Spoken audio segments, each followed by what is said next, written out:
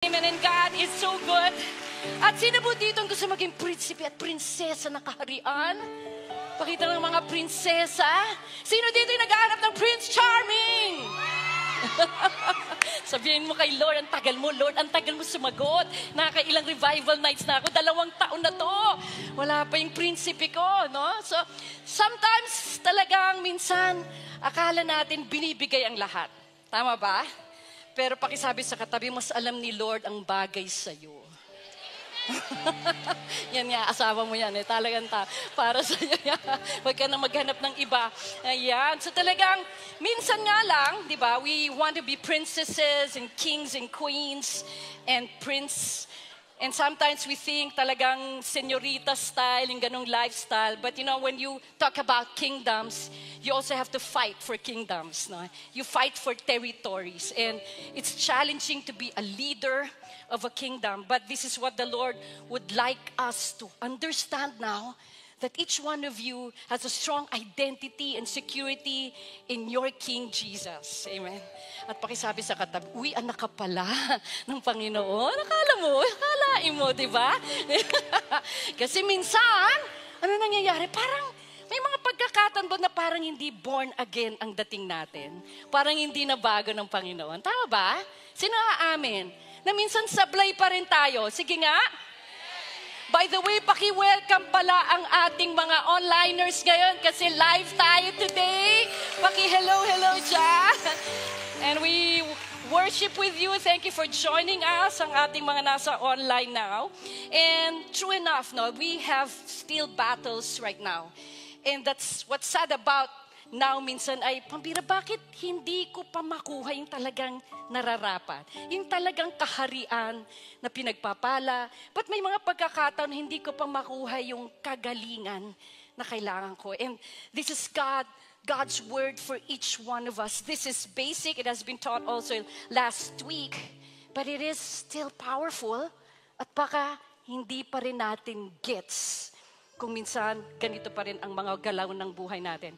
But Matthew 6 verse 33 says, "But seek first the kingdom of God and His righteousness, and all these things shall be added unto you." And the title of the message is Kingdom Mindset. Pakisabi, Kingdom Mindset. Yan, Kingdom Mindset. At ano ang mindset ba? Mindset is a person's set of beliefs, yung attitude mo, yung pag-uugali mo, yung mga core values mo, ano talaga yung mga importante sa'yo, mga paninindigan mo, yung kultura mo, and your outlook in life. Positive ba o negative yung outlook mo sa buhay? O mega ka? Diba? Or optimistic ka ba? And what is kingdom mindset then? Then this is the things that God would like us to show us. To see things from God's point of view, yung kanyang core values, yung mahalaga sa kanya, yung nature niya, yung character niya, to engage with His kingdom culture to make an impact in our lives today. Gusto mo ba yun? Pakita ng mga kamay na gusto niya, ayoko na itong mindset na to. No, gusto ko yung kingdom mindset. At ano yung sinasabi ng Panginoon dito? When Jesus came here on earth, when He stepped on earth, there's just one mission in His life, and that is to speak about the kingdom of God. Yun ang gusto niya, and that's what it is pala when the kingdom of heaven now expands His territory, and He chooses this planet Earth, where He created man in His image and likeness, to extend and expand His kingdom territory. Na kung ano yung meron sa nature at character ng kultura ng kaharian sa langit, ay yun din ang maranasan natin. But what does Matthew 4:17 says? From that time, Jesus began to preach and to say, repent! Pakisabi, repent!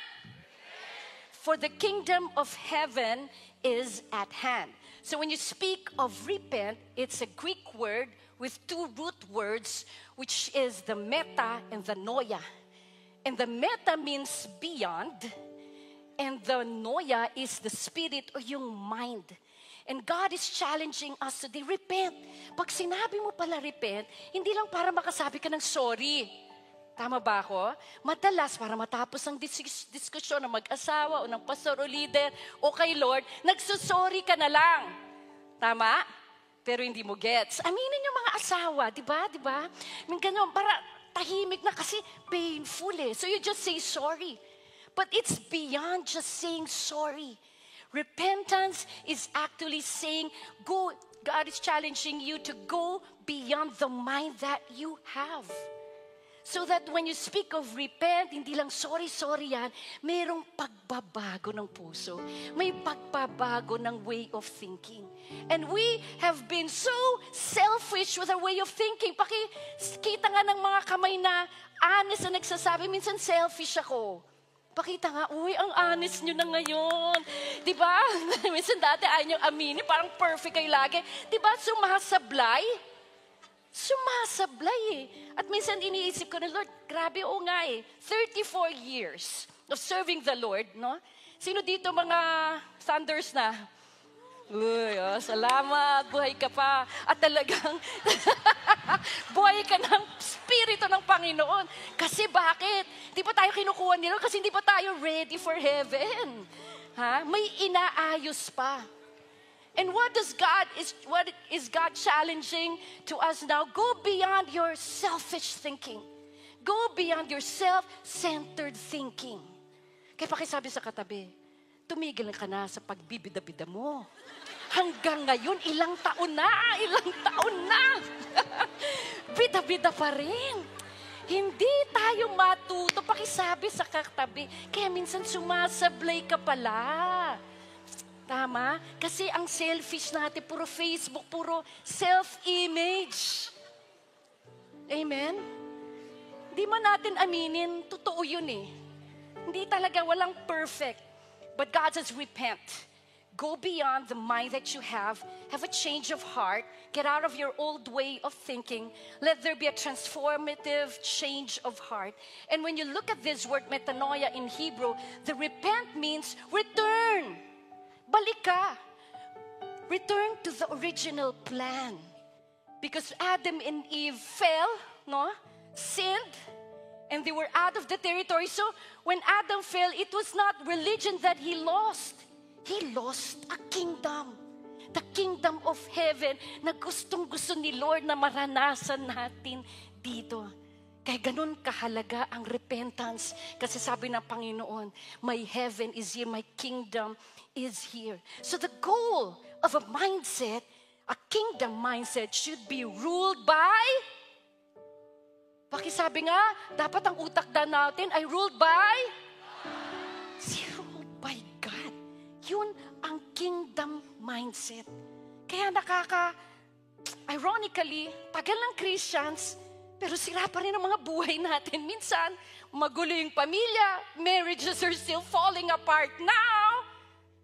Things are still not so good. Maybe because our mindset, we thought we gave it all full surrender kay Lord. Pero sa totoo lang, ang nasusunod ay tayo. Hindi ang Panginoon. Kaya sinasabi ni Lord, alam mo, kala mo gets mo eh. Pero sa totoo lang, anak, hindi pa eh. But you have to realize, this is what I want to tell you, the kingdom of heaven has arrived. Amen. The kingdom of God lives in you, within you, surrounding you. The moment you accepted Jesus as your Lord and Savior, and there is a great possibility, a great moment of really experiencing kingdom. Kingdom life is awesome when you have God in your life. But the problem is, minsan gusto mo lang matuto sa utak lang. Tama ba? Minsan gusto mo lang makilala sila. Dito ka lang, hanggang dito ka lang. Natatakot kang ibigay ang lahat. Pero tanungin mo ulit ang sarili mo. O tanungin mo yung kapatid mong katabi mo, bakit sumasablay pa rin ako? Tama ba? And sometimes I get frustrated. I get angry at myself. Lord, grabe, hindi ko pa rin mag-gets minsan. Kaya importante, kaya tayo nananakawan ng diablong yan, kasi okay lang sa diablo na alam mo. Pero tama yun, yung utak mo hanggang distansya sa puso mo. Minsan ang lapit lang yan, pero ang layo-layo dahil yung puso mo, ayaw mo ibigay sa Panginoon. And so the devil can always snatch anything that the kingdom can offer you. Tama ba ako? Konting atake. Ayan na naman. Kasi utak lang ang ginagamit natin, hindi yung pusong sumusunod sa Panginoon. Amen ba yan? Things we still need to learn in a deeper level so that God says, you gotta understand. It's not enough to know. No wonder in the time of Jesus, He would speak in parables and the disciples would say, how come you speak in parables? May sabi kang parable of the sower, yung mga tanim-tanim na naging plastic o ano-anong ng white light dito. Ano ba yun? Hindi ko gets. Because, the verse says, because it has been given to you to know the mysteries, to know the secrets. Pakisabi, secrets of the kingdom of heaven. But to them, it has not been given. At sinasabi ng Panginoon, anak, alam mo ka ba't ang gulo, hindi mo maintindihan? Kasi kailangan mong magtanong. Kailangan mong desperadong kunin yung mga sikreto ko. Pero itong sikreto na to, willing kong ibigay sa'yo. Lahat-lahat. Hindi ko problema, hindi ako magiging maramot sa'yo, anak. But look at this. For whoever has, to him more will be given, and he will have abundance. But whoever does not have, even what he has will be taken away from him. Totoo naman, tama? Yung gustong-gusto si Lord, talagang adik na adik, Lord. Ano bang ibig sabihin? Hindi ka mapakali, Lord. Ano to? Kailangan ko maintindihan to. At i-reveal naman ni Lord ang sikreto niya to those that He trusts, to those that He would confide the secrets of the treasures of His kingdom to those that are very interested. And He will give you more. Pakisabi, more. Mas makikilala mo, ang sarap ma-discover ang mga sikreto ng Panginoon. Pero talaga, kailangan magbibigay ka ng oras sa Kanya. Pero totoo din yun, kapag wala kang interes sa Panginoon, minsan pinagpapala ka na iniyak mo ng todo-todo yung trabaho na yan. Nung may trabaho, ano nangyari? Wala ka na sa revival. Diba? Iniwan mo na lahat.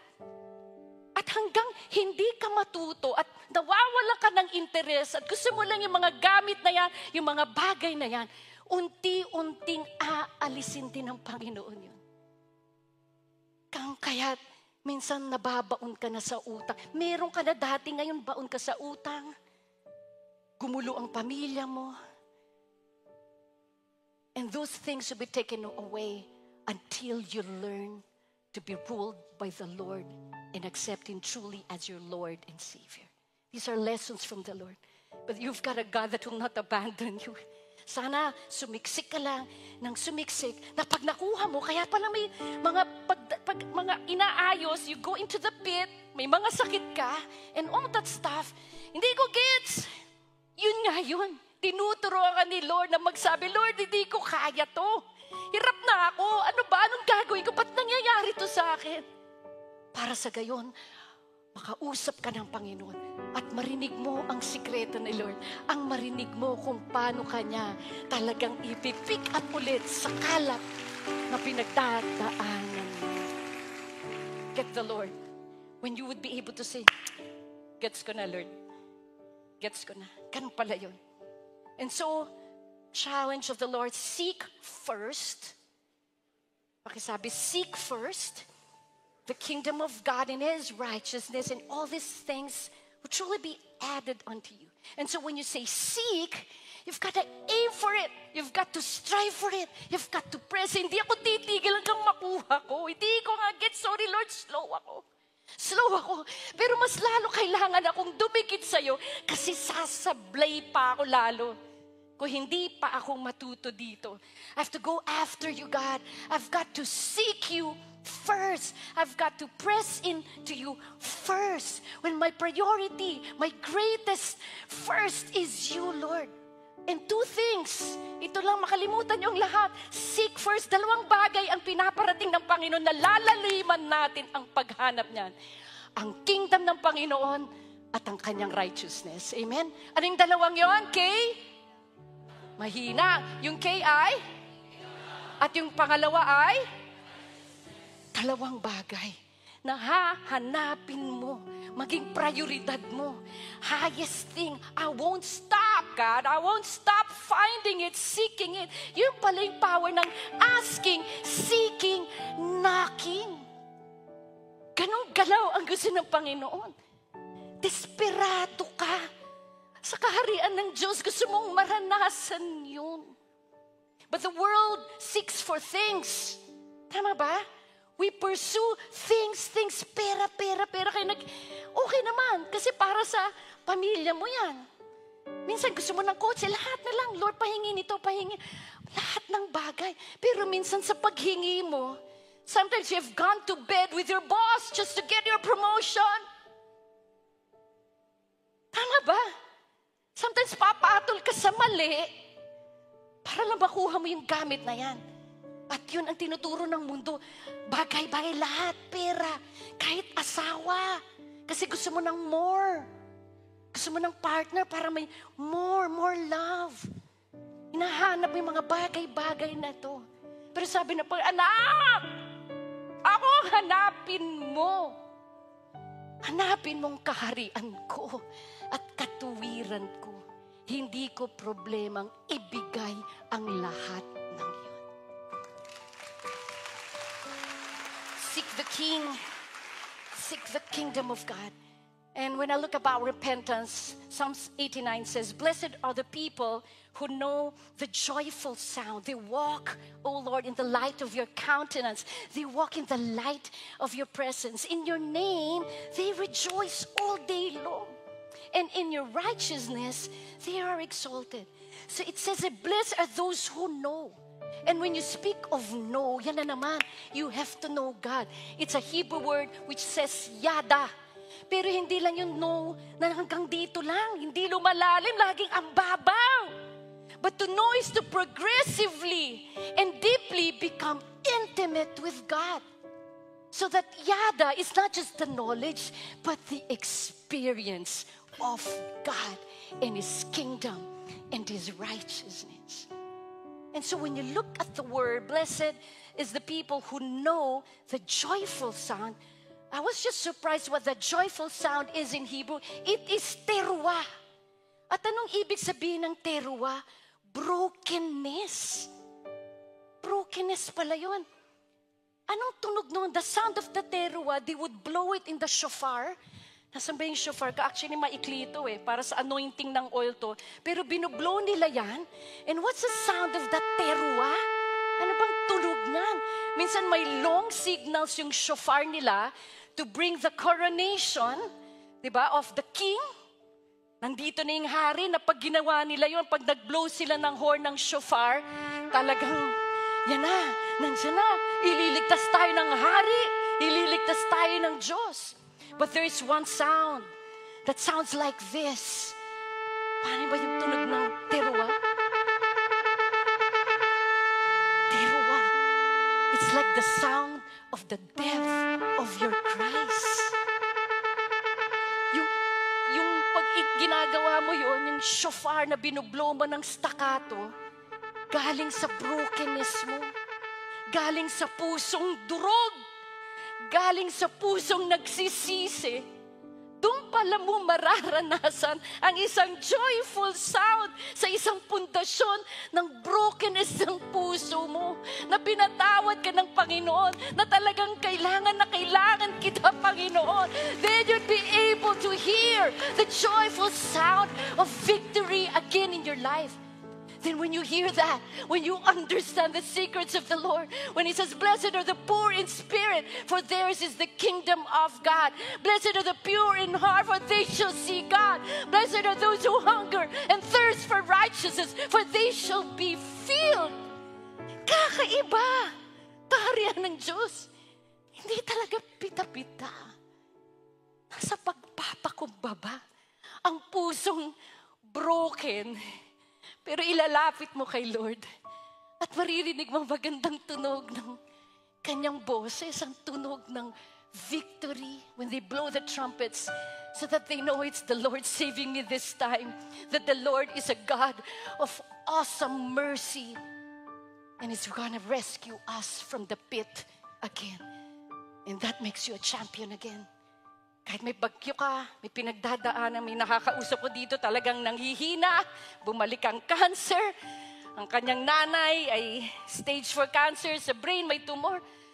But you choose in your brokenness, God, I will blow my horn of victory and I'm going to hear the joyful sound of your kingdom on earth, God, from heaven and on earth, as it is in heaven, God.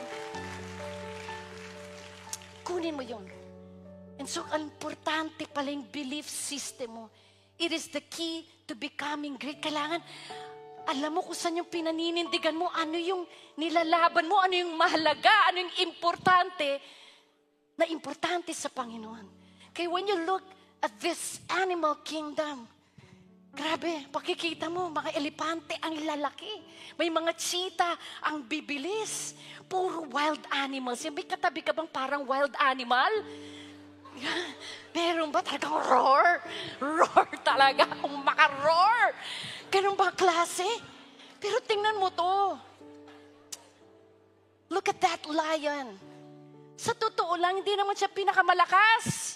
Hindi siya pinakamabilis. Hindi siya pinakamalaki. Pero grabe lang ang kumpiyansa sa sarili. Tama ba yan? Kaya okay rin yung bida-bida na konti. Joke. Pero ibig sabihin, meron siyang strange confidence that makes him dangerous because he is on the top of the top predators. He has good hunting skills. And so lahat yung kinatatakutan siya. At minsan, kailangan natin makita, dapat yung jablong yan, katakutan tayo. In Jesus' name.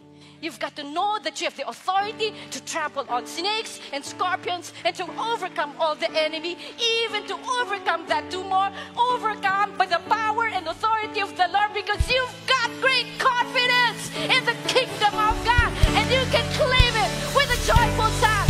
Stay broken, but a champion is the Lord, for you are inside the kingdom of God.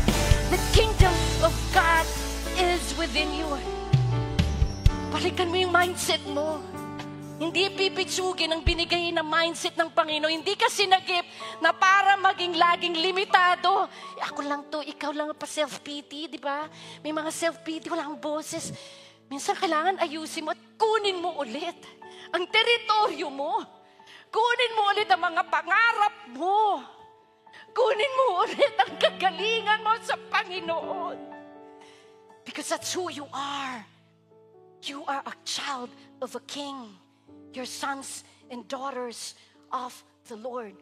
Get this kingdom.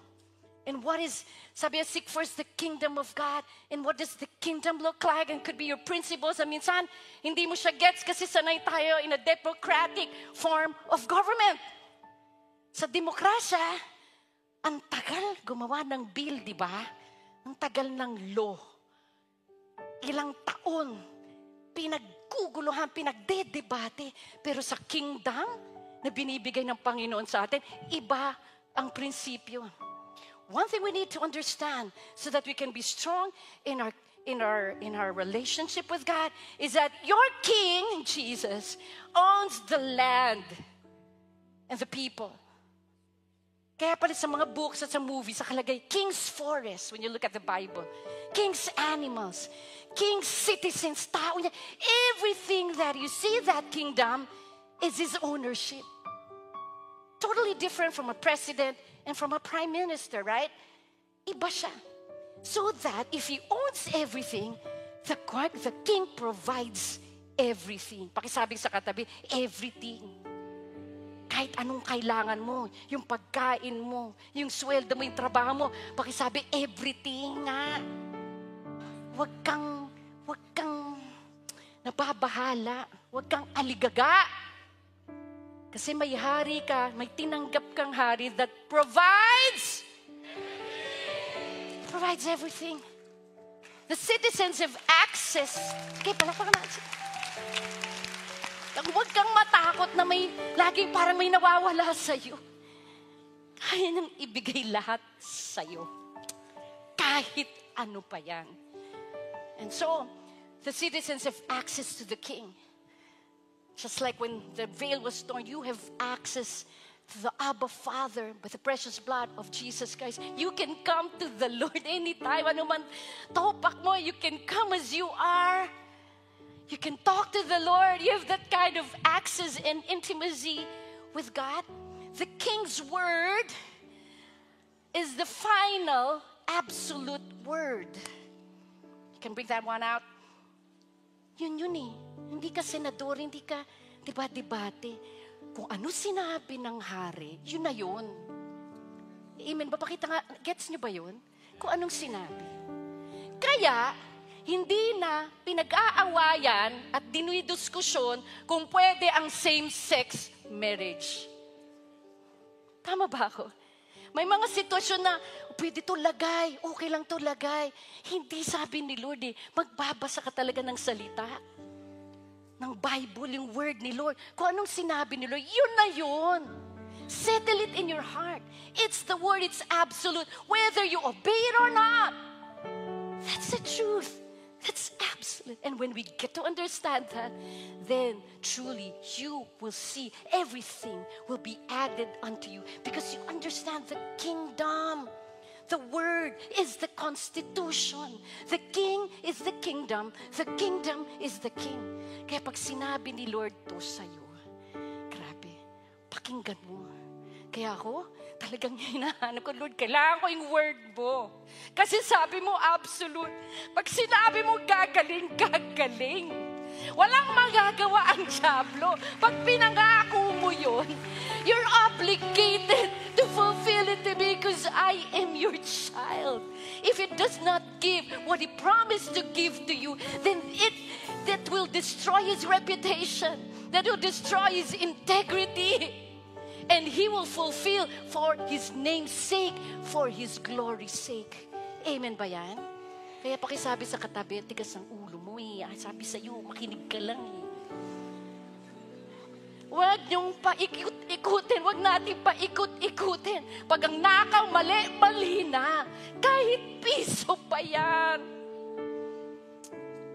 Because the King protects His citizens when you obey. Oh boy, you just don't know the favor and protection of God. The glory of the Lord is your shield. The glory of the Lord is your defense. The King of glory Himself is your stronghold and your mighty fortress in power. How can you go wrong?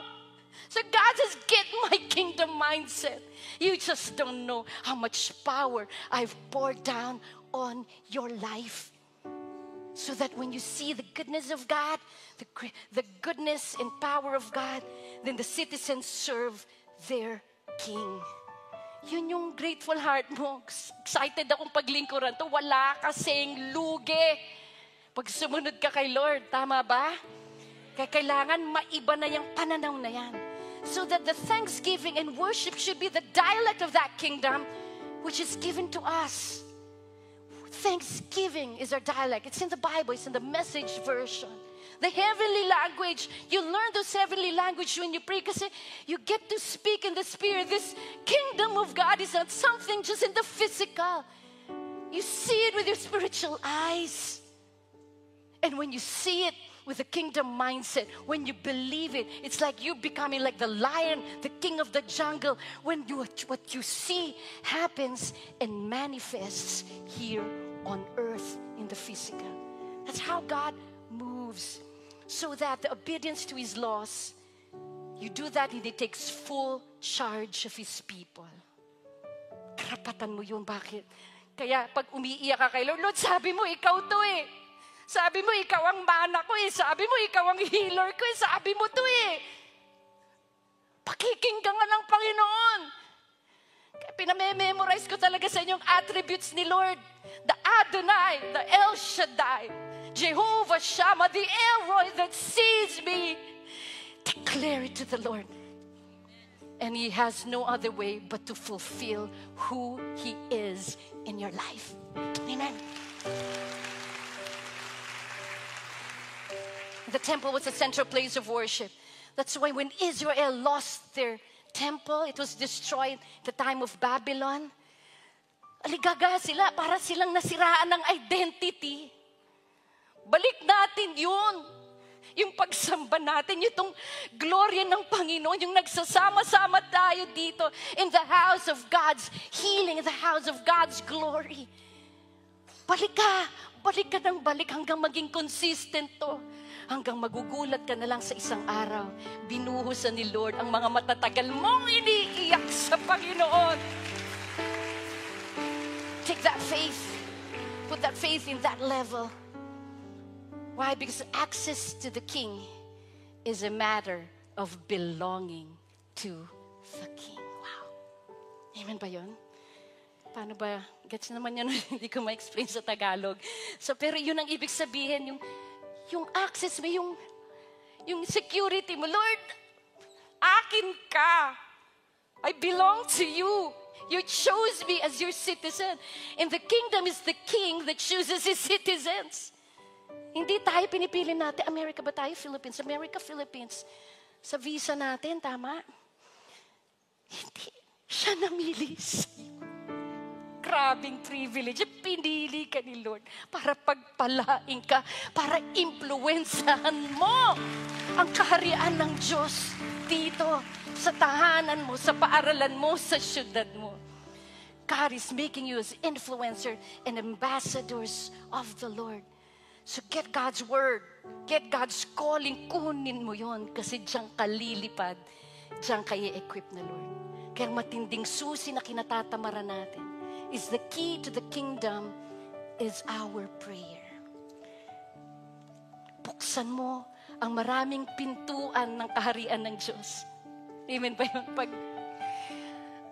wala ka ng pera, buksan mo ang susi. Lord, pasok ako. Gusto kong pumasok, buksan mo. Through your prayer life, when you have the access to the resources, to the wealth, to the treasuries of the knowledge of God. Buksan mo ang pintuan ng kaharian sa panalangin. Kapag namong problema ka sa anak mo na nagre-rebelde na gustong magpakamatay, yung mga bagay na hindi mo maayos kasi naging drug addict na sila, nasa kulungan, buksan mo ng panalangin. Through prayer, that you can break the strongholds of the schemes of the devil. Because you've got something powerful. That Spirit of the Lord is in you that is greater than the kingdom of that devil. Kaya pakisabi sa katabi, huwag ka nang magpapauto sa diablo. Hindi na. Hindi ka na magpapauto. Susunod tayo sa Panginoon. We will obey His laws. His laws is the Constitution. His laws is our lifestyle. His kingdom is our culture. His kingdom of worship, a grateful mindset is our lifestyle. So God says, seek first the kingdom of God and His righteousness, and everything shall be added unto you. Kaya minsan, ang dami nating iniisip, anong negosyo, anong strategy, anong marketing, di ba, Mi? Parang ganun, ang dami nating iniisip. Pero minsan nakakalimutan natin ang sikreto ng pagbukas ng lahat ng breakthroughs natin is when we lift our hands in prayer. Because we can accomplish far more by our prayers than our work. Amen ba yun? Dali natin, kaya may revival dito tayo mananalangin mamayang gabi. Mananalangin tayo ng todo. Buksan natin ang pintuan na yan. Na may pagpakumbaba ng absolute surrender. Lord, I want your kingdom. I want your kingdom here on earth. Let me experience what you say in the Bible. That there is that power, there is joy, peace, and righteousness in your kingdom, Lord. Let my family experience it. Let my city experience it. Let my land experience it. Heaven on earth. Let me have that access, God. And so it's true in the Message version when it says, Matthew 6:30 says, if God gives such attention to the appearance of wildflowers, most of which are never ever seen, di pinapansin, iniintindi, don't you think He'll attend to you? Totoo lang. Don't you think He will take pride in you? Grabe, binigyan na ka ng utak, ng puso, nakakausap mong Panginoon. Bulaklak, iniintindi niya. Tayo pa kaya? Kaya nakakahiya talaga. Aligaga tayo kasi punong-puno ng pagdududa. Punong-puno kasi ng pagsasarili. Sinasabi ni Lord, anak, pinapakita ko ng sikreto ngayon. So if you're in the lowest pit, God says, seek me, anak. And God would like to be very personal to you. Seek my kingdom. Seek me first. Seek my righteousness. Don't compromise things. And it says here, what I'm trying to do here is to get you to relax. Kasi sabi, relax. Chill ka lang. Galit ka na naman. Kasi walang pera. Galit ka na naman. Hindi ka pa nakaka-aral. Galit ka naman, nasi-stress. Ang hirap eh. Ang hirap i-unlearn. Tama ba? Totoo lang. You have certain weaknesses. Others can overcome. But there are certain weaknesses. Hirap na hirap tayo. When God says, give me that mind, fix your way of thinking para once and for all, yung dati mong laging problema, hindi na magiging problema. Kaya pakisabi, relax. To not be so preoccupied with getting. Tama ba? Gusto natin kasi get, kabig-kabig lahat, payaman lahat, puro bagay lahat. When gusto ni Panginoon, so you do not be preoccupied with getting so you can respond to God's giving. Wow. Galing na. Tama ba yun? Palakpakan natin ng Panginoon. Sa Tagalog, anak, relax ka lang. Ako bahala sa'yo. Gusto kong magbigay. Gusto kong maranasan mo kung paano ako mag-alaga. Gusto kong maranasan mo kung paano kita gaano kamahal. Kung gaano katindi ang pag-ibig ko sa'yo, hindi kita iiwanan. Respond to the giving of God. And for you to be able to become grateful, it is for you to give up your selfishness and our pride and arrogance and say, for some it's difficult to be able to say 2 words. Sorry, Lord. I'm so proud. I'm so arrogant. And Lord, thank you. Thank you, God, for another chance. Thank you for another chance of life. People who don't know God and the way He works fuss over these things, but you know both God and how He works. That's why I always say, you do not claim poverty. You don't claim, ito na ako, ganito na ako. Huwag mo i-claim na forever kang nagda-drugs ng maintenance mo para dyan sa depression mo, sa suicide. Huwag mong payagan. Kunin mo ulit yung teritoryo na yan, na may kapayapaan, na may kagalakan, may katagumpayan. Hindi mo tinatanggap yun. But you cannot blame God for our negative or mental instability and poverty. Maybe we should blame our ignorance of the Word of God. Pero ngayon, hindi ka na excused. Kasi narinig na muna sa Panginoon ngayong gabi kung anong pinaplano niya na gusto ka pala niya i-bless. Gusto niyang maranasan ang mga regalo na gusto niyang ibigay pala sa iyo. So steep your life in God reality, God initiative, God provisions. Don't worry about missing out. You'll find all your everyday human concerns. It will be met. The Lord will provide. So the right key is the prayer. The right key is seeking the kingdom and His righteousness. Kaya when God offers 2 things to you, anong gusto mo? 1,000,000 na may jowa? Ganda namang offer yan. Oo nga, sorry. To. May mga asawa na, 1,000,000? Na may jowa? Ano pipili? Ito? O dito yung kunin mo yung kaharian ko, kunin mo yung katuwiran ko, hanapin mo ko, at meron kang only access sa kaharian ko. Kaya lang, siyempre, ang marupok talaga ang tao. Akin na to, sigurista eh. Pero hanggang saan lang aabot ang 1 million mo yung jowa mo na hindi ka pa sure kung mamahalin ka?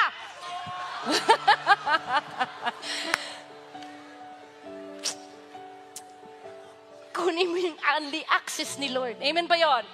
Pakita ng mga kamay magpupuri kay Lord kahit anong mangyari. Woo! Bigyan mo ng palakas sa palakpakan. Hallelujah ang Panginoon. get that early access. So seek first the kingdom of God and His righteousness. For the kingdom of God is not a matter of eating and drinking out, but of righteousness, peace, joy in the Holy Spirit. That's the overflow spirit and kingdom of God. For the kingdom of God does not consist in talk. So sabi ko, Lord, alam ko, ito tinuturo sa hindi dahil sa preaching mo, nababago tao. Hindi sa ginagawa natin, hindi sa lahat ng trabaho mo, ng task mo. But God would like to remind us, it is by the demonstration of my power. I don't want you to get it tonight. I want you to get the demonstration of God's power in your leadership, in your calling, in what you do, even in your sicknesses. You get God. At ilalaban mo yung patutuo mo yung miracle. Pakita ng mga kamay na may cancer dito. Taas mo nga ang mga kamay na yan. Also, meron ba? Mamaya alala lang sila. Sa mga may sakit na desperado, pwede ba natin tulungan sila sa mga panahon? Ako minsan naiinis ako sa casa. Ang dami kong nakakausap ng gano'n. But God's kingdom is not a matter of just talk, but it's a matter of the demonstration of power. So when God says, I've created you for my glory, amen? I've created you for my glory, anak. Then maybe from the Bible, maybe some people would say, bakit 12 years yung bleeding ko? May hemorrhage ako. Bakit si Lazarus namatay? Bakit merong bulag? Merong ganun. Antay-antay ka lang, sabi ni Lord. Kasi mula sa mga ganong sitwasyon, pakikita ko sa Kanya ang gloria ko. By the very resurrection power of God. But you have to know how to fight territories. When you fight, Lord, healing. Your heaven here on earth. Alignment to the will of God, so that the increase in righteousness is the power of a resurrected life in Christ. Hindi porket ang bait mo ngayon, nalampasan mo to, titigil ka nang maging mabait. Pakisabi sa katabi, pwede ka bang mabait araw-araw?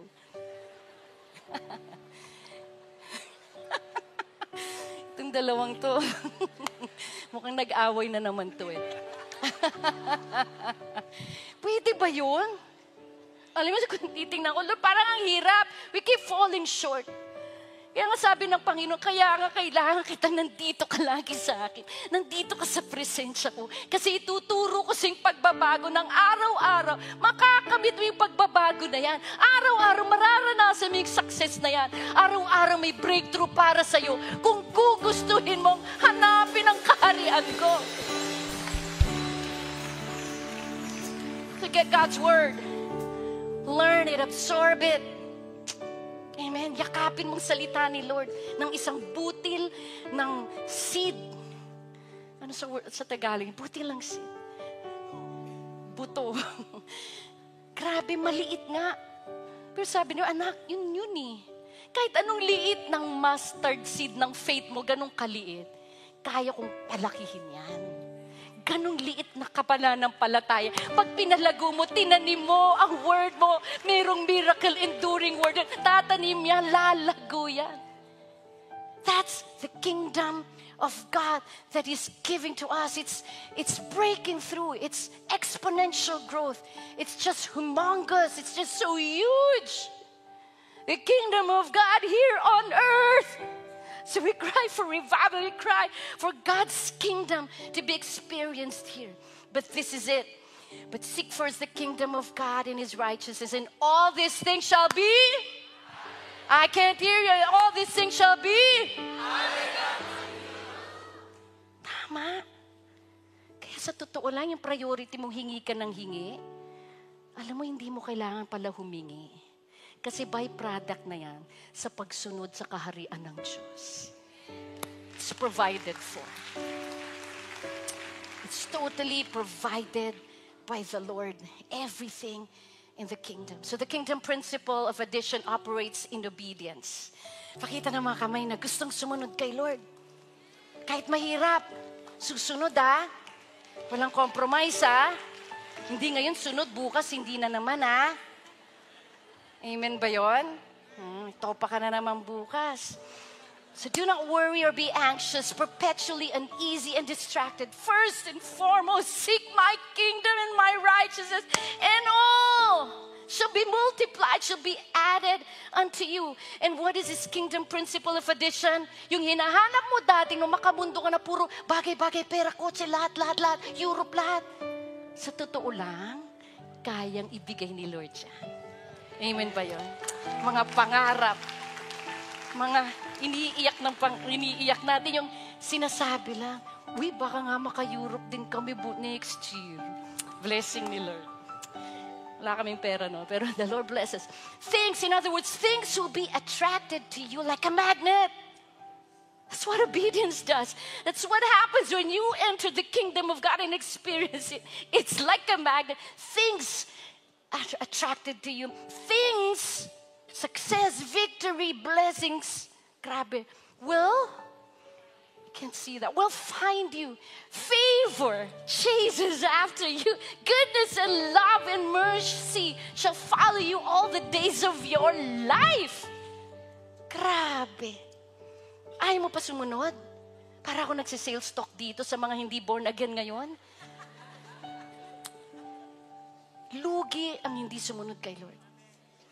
Ang pabor ay sumusunod sa'yo. Grabe, hindi mo na hinihingi, binibigay ni Lord. Binibigay ng Panginoon. Grabe ang kabutihan ng Panginoon. Everything adds up and multiplies. And every time, especially when you move and serve the Lord with purpose, huwag ka nang mag-alala. Ipo-provide niya yan. Ilalago niya ang mga negosyo niya. Kasi sineserve mo yan para kay Lord. You inherit the kingdom in all its power so that things will come without a struggle or stress. Bakit? Hindi mo iniisip. Relax ka nga. Nagre-relax ka kasi alam mo, hindi ko man hingiin, alam ng Panginoon ang mga mithiin ko. Alam ng Panginoon mga pangarap ko. At kung susunod lang ako sa Kanya, hindi ko na po problemahin yun. The Lord will equip. The Lord will equip our leadership. Breakthrough will be experienced. Amen ba yan? Sino dito na ready i-receive ang breakthrough ng Panginoon? Palakpakan naman natin ang Panginoon. That's why I love you guys to just enjoy the presence of God, to come into deep worship. Because when you experience the holiness of God, wow, when you see His holiness, it should be your instinct to change, to transform by the glory of God. He has shown you something so deep. Ayoko nang bumalik sa dati. Gusto kong maranasan araw-araw ang presensya mo, Lord. Kunin natin ulit ang ganyang bagay sa buhay natin. So to serve the King is the heart of kingdom culture. That should be your instinct because of God's goodness in your life. So God carries you. He gives you influence and purpose to influence this earth, the kingdom of heaven, that you have the key na ibaba ang presensya, ang kapangyarihan, na anong meron sa langit, Lord, mararanasan din natin dito. Amen. So for those that are talagang sobrang busy sa work, sabi dito, start living to make a difference, to make purpose, to make an influence, than living, sabi sa katabi, than living to make a living. Tama ba yun? Gets nyo ba yun? Pakisabi nga sa katabi, puro trabaho ka, ha? Kalimutan mo na magsimba, ha? Kalimutan mo na manalangin, kalimutan mo na mag-worship. Nagtatrabaho ka para sa karir. Pwede bang baliktarin natin? Nang hahanapin mo yung calling mo, yung purpose mo, at ang karir ay susunod sa purpose mo.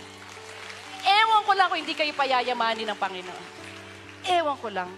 Naniniwala ako sa kaharian at kingdom mindset ng Panginoon na pag binigay mo lahat, pinaglingkuran mo siya, lahat ng hinahawakan mo ay pagpapalain at pagpapaboran ng Panginoon. Amen. Amen. Because you serve a kingdom that is an eternal, unstoppable, undefeated, invincible kingdom. Kaya ng Panginoon yan.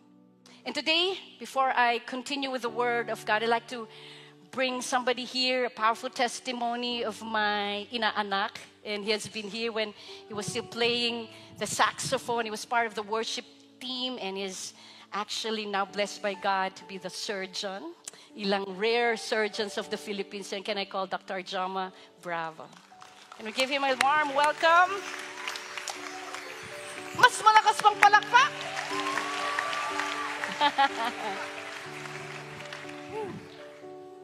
Magandang gabi po sa inyong lahat. I'm Brother Joma Bravo, and it's a wonderful privilege for me to be here. I don't even know how to begin to tell you the goodness of God na naranasan ko. It's a privilege for me to share with you, no? So, I am a neurosurgeon, no? With a subspecialty training in pediatric neurosurgery. Meron po bang nangangailangan ng brain transplant dyan? No, prayerfully you won't need my services, no? I am a neurosurgeon, that is my profession. But really, I am a full-time worker of the one true and living God. As far as I can remember, I've always wanted to become a doctor.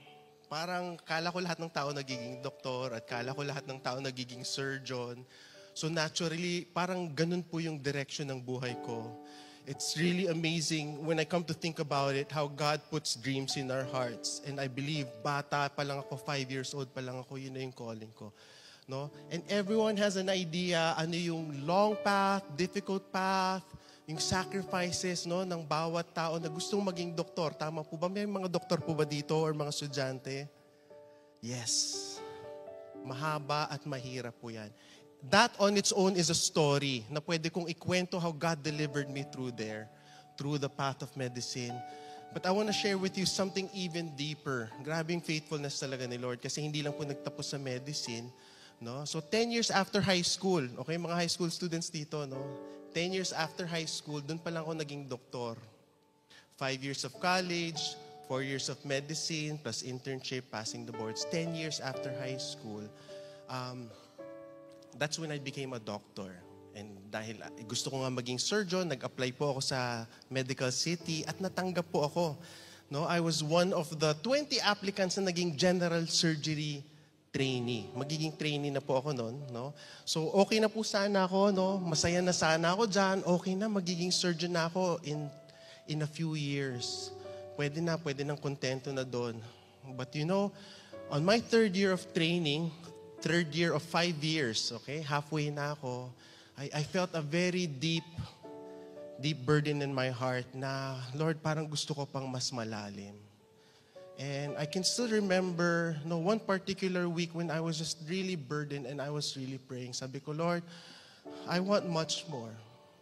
I want more, Lord. I want more. But the more na hinihingi po kala, hindi yun para sa akin. Sabi ko, Lord, I want more.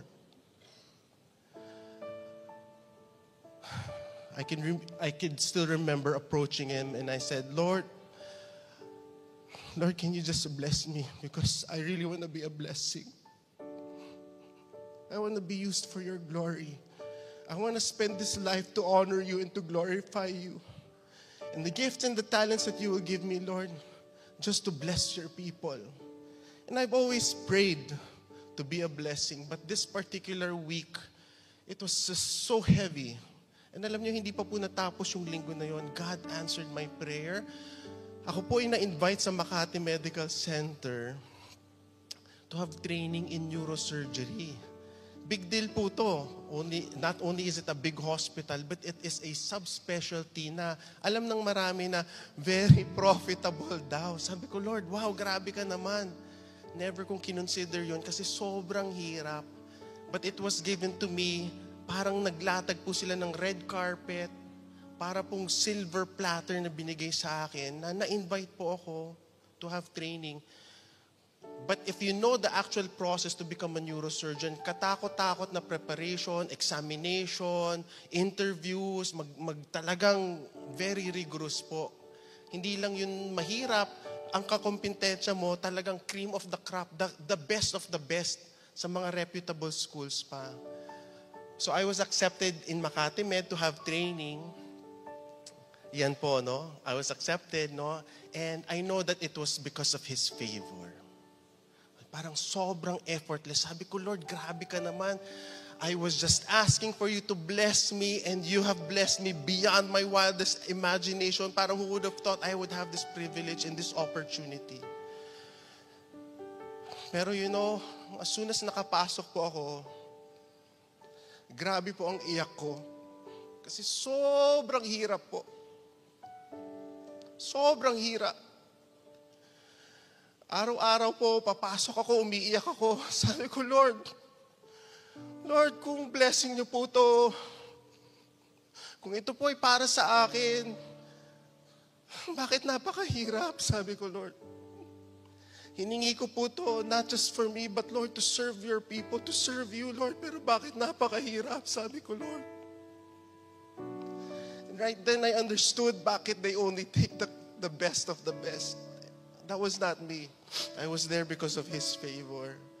Every day I would ride my car. Nagpe-pray po ako, Lord, kung hindi po kayo sisipot ngayon, Lord, wala po akong maibibigay. And I was always scared I would get fired. I was scared that people would die in my care. Sabi ko, Lord, kung hindi po kayo magpapakita at sasamahan ako, Lord, hindi ko po kakayanin. Alam niyo po, natuloy naman kasi neurosurgeon na ako ngayon, di ba? But it all, sabi ko, Lord, bakit niyo po ako hindi ginawang brilliant? Yung mga kasama ko po sa work, babasahin yung kaso, alam na nila ano yung posisyon ng patient, anong surgery ang kailangan. Ako po babasahin ko po, ano ba yung problema ng patient? Alam niyo po yun, it was an extra struggle for me. Lord, bakit hindi niyo po akong ginawang brilliant like my colleagues? Every day I would pray and more I would understand why He did not make me brilliant. It was for me to trust Him every single day. That I would show up to work. Lord, kayo po ang kailangan ko ngayon. Kayo po ang kailangan ko ngayon. And if you don't show up, I will not make it. You did not make me brilliant because I will go through this because of your grace, not because Joma is good, because Joma is gifted and talented. No, I cannot boast. Kasi kung alam lang po talaga ng tao how much I cried every day to get to work. And it's all because of God's grace. Not brilliant, but really blessed and favored by the one true and living God. Amen. Sabi ko, Lord, kayo po ang nangunguna sa akin, kaya I will push through kahit gaano kahirap yan. I will go through kasi you are my provider. Kayo pong nagbibigay ng lakas at kakayanan, kaalaman. Galing po sa lahat yun. Sa inyo lamang po yun. Wala naman po akong napatay na pasyente. Hindi po doon nagtapos. You know, He even made a way for me to get training in New York University, very prestigious po, top 10 po sa America. I got training from University of California, San Diego, and I got full clinical training in pediatric neurosurgery in Royal Children's Hospital in Melbourne, Australia. Yan po mga boss ko sa Australia. No? And you know, through my training, hindi ko po nakwento yung medical school ko po. No? Alam ni Ate Gigi ni Ninang na even when I was a student in college, and in med school, talagang priority ko po si Lord. Sabi ko, Lord, I will not let my business, in my training, in school, in my work, get in the way of me serving you. I always found a way to serve. I was finding ways to serve in WayJ. Yan. Ito po mga recent na po to. Wala po akong mahanap na medyo bata-bata pa po, no? And I also was part of the worship, still am a part of the worship team, playing the saxophone and the flute. And now as a consultant, you know, taking time to teach CLDP. Saan yung mga CLDP students ko dyan? Yes! Okay, and really helping us and teaching each one of us to live how Christians should be living. So it really is a privilege. Despite of busyness, I really make it a priority to serve the Lord. And just recently, I've been given the task to lead Keruso Christian Academy and really dedicating generations of our children to honor God in our country. Grabe po, hindi ko po hiningi yan at kagulat-gulat po, no? So grateful, bago-bago lang po to, no? So yes, this is my profession, but through all of this, talaga pong, I make sure that Jesus is always first. Jesus is always first. My patients, my colleagues, they know it. When we move, when we talk, Jesus has to be displayed in our life. We have to demonstrate a life that really speaks about a great God that we serve, who provides for all our needs. And as a child, I decided as a child that I would serve the King of Kings. And there is no turning back when we say, we will serve you, Lord. And because we have decided with all my heart, alam niyo po, bonus na lang po. I love my work. I can't believe I'm a neurosurgeon hanggang ngayon po. And because of, putting God first, bonus na lang po na I get to have a wonderful family. Nandiyan yung pictures ng family ko. Yeah, I'm really blessed. Talagang overflowing po with joy and blessing beyond my imagination. They're not, my wife and my children are not here, but they said they would watch live. Nasaan ba yung camera? Kabayan ko naman sila. Supportive wife and children who really appreciate our efforts. As in all things, we really place Jesus first in our family. And when we seek Him first, His kingdom, His righteousness, when we prioritize His agenda, His work in our life, His presence, everything else will follow. You don't even have to ask for it. He gives it abundantly.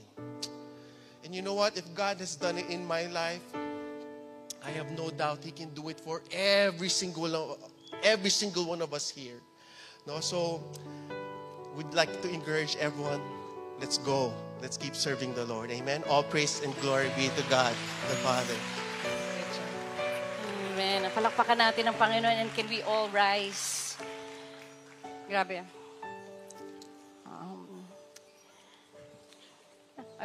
The Lord wants you to take those pieces of your dreams that you have lost and that has been stolen by the devil. Pick it up again.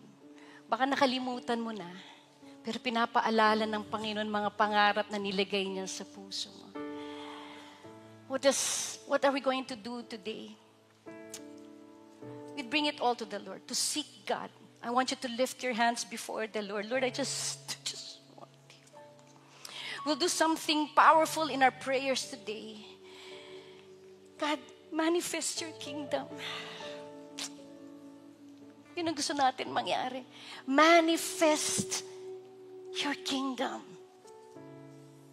Gusto makita yung langit dito, bumababa ka ngayong gabi. Na Lord, sasagipin mo mga tao rito na pasuko na pabigay na. Sa mga iba dito na Lord, nasa bingit ng kamatayan, Panginoon, Lord, lumalaban kami with them. God, buksan mo lang ang langit ngayong gabi.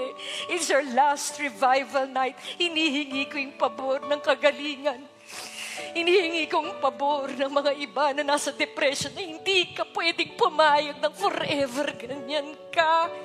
That you commit suicide. One day now and then later again. Di na. So with your hands lifted up, seek the Lord now. What are you fighting for? I know you're fighting for something stronger than your life. If you are here, pastors, leaders, we're called by God, each one of us, to influence the earth. At gusto kong niyayaya ko kayo in all unity and unified worship, even with the people online. What are you fighting for? Claim your territory again. Claim your dreams again. Put it back, God. Those shattered pieces of our dreams. Lord, please. I want you, as we lift up our hands, isigaw natin ngayon. Can we do that? Manifest your kingdom. Manifest your kingdom in our lives. For those onliners, fill that place, your room, to be a secret place of the Lord. Call upon the Lord. Call upon the Lord tonight. And for this time, ang last revival night, God, sa taon na ito, sa maraming sagot sa aming mga panalangin. And I want you to just open up your mouth. Let's just pray together. We carry what you have in the hearts, in your hearts, your purpose. Manifest. God, heaven on earth. Heaven on earth. The fire, put it back again.